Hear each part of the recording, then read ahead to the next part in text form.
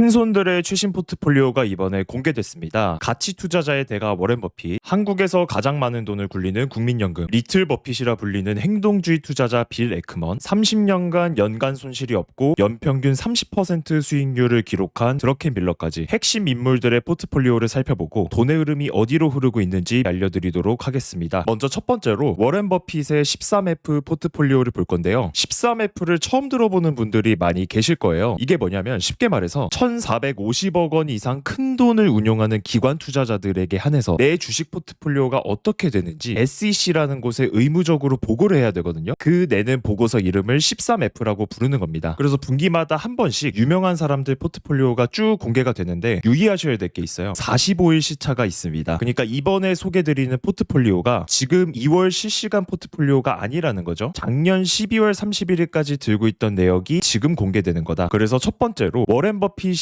매도한 종목이 뭐냐? 애플, 뱅오와 아마존 이 세 개를 가장 많이 팔았습니다. 참고로 뱅크 오브 아메리카는 미국 대형은행이죠. 애플, 뱅오와를 28억 달러 그러니까 우리 돈으로 한 4조 원 정도를 작년 4분기에 팔았습니다. 근데 애플, 뱅오와는 한 1, 2년 전부터 처음 팔기 시작했거든요. 근데 아직까지도 비중을 계속 줄이고 있다라고 보시면 되고요. 근데 아마존은 안 팔다가 이번에 처음 팔았거든요. 그래서 많은 분들이 워렌 버핏이 아마존 팔았다, 아마존 큰일 난 거 아니냐 이렇게 걱정을 많이 하시던데 사실 워렌 버핏은 애초에 아마존을 얼마 안 갖고 있었습니다. 여기 오른쪽에 포트폴리오 비중 보시면요. 전체 포트 중에서 0.43%, 많으면 0.82%, 그러니까 포트폴리오에서 비중 1%를 넘긴 적이 없거든요. 근데 사람들이 우려했던 거는 아마존을 정확히 딱 1,000만 주를 들고 있었는데 772만 주, 그러니까 전체 77%죠. 아마존이라는 종목을 전량 매도하다시피 하니까 문제가 생겨서 판 거 아니냐 이렇게 걱정을 하시는 거죠. 근데 제 생각에는 매도 금액을 보시면 의미 부여를 할 만한 매도 금액은 아니더라. 그냥 포트 아래에 있는 잔잔바리 종목들 있잖아요. 마지막 은퇴하시기 전에 가지치기 한 느낌 그런 거 아닌가. 포트폴리오 순위도 보시면 42개 종목 중에서 27위밖에 안 된다. 근데 제가 보는 가장 문제점은 바로 이거거든요. 구글을 더 안 샀다는 겁니다. 이게 무슨 말이냐? 작년 3분기에 여러분들 기억 못 하실 수도 있는데 버핏이 구글을 1,700만 주 그러니까 55억 달러치를 처음 매수했었거든요. 그래서 그때 사람들이 뭐라고 했냐? AI 테마에는 일절 투자를 안 하던 버핏이 최근에 AI 선두주자로 달리고 있는 구글의 가능성을 인정하고 투자한 거다. 이런 얘기를 많이 했었거든요. 그래서 이번에도 꽤 크게 추가 매수를 하지 않을까라고 투자자들이 많은 기대를 했었는데 까보니까 한 주도 안 샀다는 거죠. 전체 비중에서 2% 정도밖에 안 됩니다. 그래서 AI 투자하시는 분들 입장에서는 이거를 가장 주의 깊게 보셔야 하는 거 아닌가 이런 생각을 합니다. 근데 버핏이 그럴 만도 한 게 여기 보시면 버핏이 처음 구글을 매수한 기간이 이때거든요. 6월 30일부터 9월 30일까지. 근데 예상치를 찾아보니까 한 200달러 초반 정도가 평단가로 나옵니다. 근데 지금은 300달러를 넘어가니까 50% 넘게 올랐잖아요. 버핏이 가치 투자자 관점에서 볼 때는 지금 가격이 비싸다라고 생각할 수도 있는 거죠. 물론 추측이긴 합니다만 그런 시나리오가 맞다면 사실 구글 주주분들 입장에서는 그렇게 좋은 소식은 아니라는 겁니다. 또 애플을 보시면 분기마다 계속 팔고 있다. 한 2년 조금 더 됐나요? 23년 말까지만 해도 애플을 9억 주를 들고 있었고 그리고 전체 포트폴리오 중에서 애플 한 종목만 49.5%를 갖고 있었거든요. 근데 그 이후로 버핏이 매 분기마다 비중을 줄입니다. 심지어 24년 6월에는요. 한 분기에 4억 주를 판 적도 있습니다. 그래서 최종적으로 최신 포트폴리오에서는 2.2억 주만 남았다. 그리고 포트폴리오 전체에서 차지하는 비중도 22.6%로 확 줄었습니다. 하지만 애플이 여전히 보유 종목 1위이긴 합니다. 그래서 애플, 아마존, 구글 이 세 개를 살펴봤는데요. 단순하게 아마존 팔았다, 애플 팔았다 이런 헤드라인만 보고 넘기지 마시고 아마존은 원래 얼마 안 들고 있었구나. 비중 확 줄였다는데 막 심각한 뉴스는 아니네. 구글은 왜 안 샀지? 애플은 언제부터 팔았지? 이러면서 과거 주주총회 말한 거 중에서 애플, 구글 관련한 것도 버핏이 말한 게 있거든요. 이런 식으로 연계해서 공부하시면 더 좋은 투자를 하실 수가 있겠죠. 그래서 워렌 버핏이 버크셔 CEO로서 한 마지막 배팅을 정리하면 이렇습니다. 보험사 처브랑 에너지회사 쉐브론은 비중 확대, 빅테크랑 금융주는 비중 축소, 뉴욕타임즈는 소량이지만 신규 매수, 마지막 배팅은 없었고요. 에너지 회사는 유가랑 보통 같이 가고 보험사는 고금리에 보통 좋기 때문에 인플레 해지 자산 위주로 주식 비중을 확대했다. 또 현금은 여전히 계속해서 쌓여가고 있다. 이렇게 정리할 수 있겠습니다. 두 번째로 국민연금을 볼 건데요. 이걸 갖고 온 이유가 뭐냐면 크게 두 가지인데 첫 번째로 운용 규모가 크고요. 두 번째로 투자 성과가 굉장히 좋습니다. 우리의 노후 자산을 책임지고 있잖아요. 그래서 포트폴리오 보니까 전체적으로 다 매수를 했는데 여기 보시면 JP모건이랑 테슬라 이 두 개만 비중이 줄어든 걸 확인하실 수가 있습니다. 반면에 구글과 일라이릴리 그리고 마이크론 비중을 많이 확대했다. 아니나 다를까 실제로 1분기에 마이크론이 급등하고 나머지도 많이 올랐잖아요. 그래서 국민연금 포트폴리오도 뜨면 분기마다 같이 참고하시면 좋을 것 같습니다. 세 번째로 빌 에크먼입니다. 매수 내역 먼저 보시면 신기한 게 딱 두 종목만 샀어요. 저번 분기에 메타랑 아마존 이 두 개에 베팅했습니다. 메타는 신규 매수인데요. 전체 포트폴리오에서 11%나 차지합니다. 엄청 많이 샀죠. 그리고 아마존은 원래 갖고 있었는데 비중을 5%포인트 넘게 늘렸다. 반면에 구글은 비중을 줄였고요. 빌 에크먼이 이 치폴레라는 음식 프랜차이즈 회사를 많이 갖고 있었거든요. 근데 작년 4분기를 끝으로 해서 전량 매도해버립니다. 여기서 가장 크게 베팅한 종목이 뭐가 있습니까? 바로 메타죠. 왜 메타에 베팅했을까? 먼저 빌 에크먼은요. 메타 평단이